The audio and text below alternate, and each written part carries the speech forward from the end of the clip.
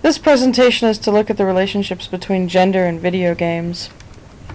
In 1972, Atari came out with the first video game known as Pong, seen in this slide here, and now we have Xbox and the Cube and Sony PlayStation 2, which is the video game system that I worked with. And the graphics are incredible, and you're right there, and it's three-dimensional, and it's all in color.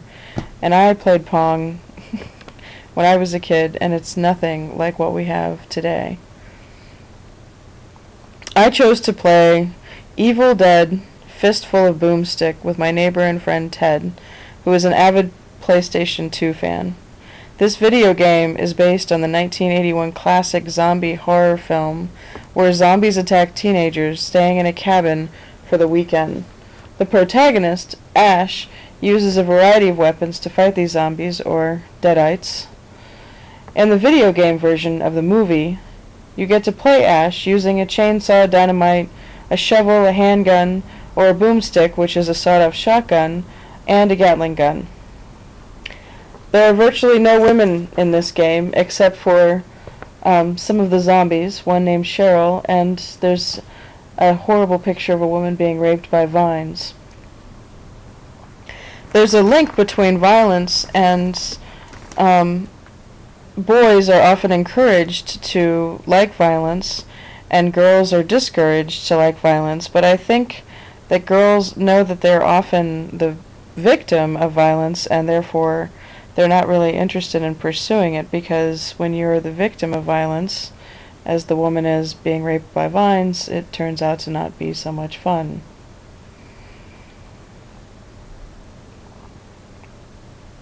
The goal of the game, of course, is to kill the zombies with the weapons at hand in the allotted time frame without running out of bullets. Some of the statistics I found on gender in video games were fascinating. One figure stated, the average age of a purchaser of Xbox or PlayStation 2 or the Cube is 35 and has been playing for 13 years. It didn't state whether or not these were parents or they were buying the games for their own personal use. I imagine if they've been playing them for 13 years, it was their own personal use.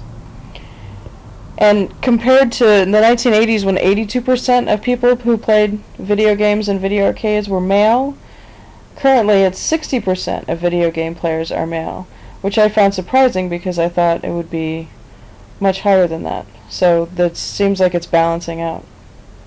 There was also a study linking the violence and desensitization of video games to actual violence and street crime.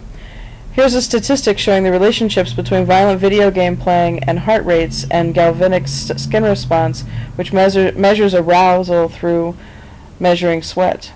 You can see there's a marked difference in the desensitization that occurs through only 20 minutes of video gaming.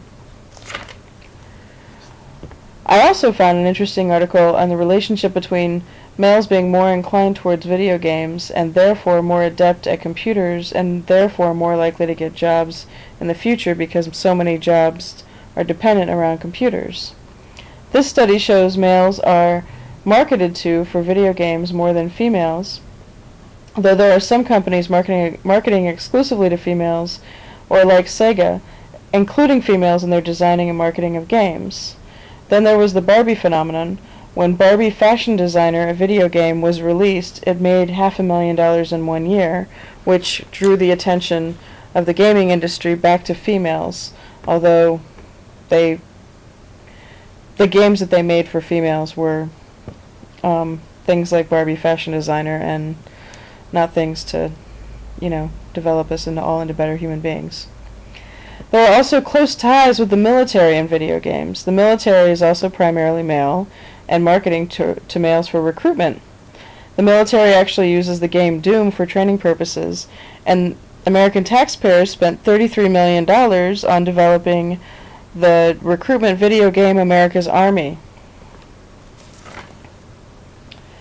Video games are a huge industry that makes $910 billion annually, including gaming software.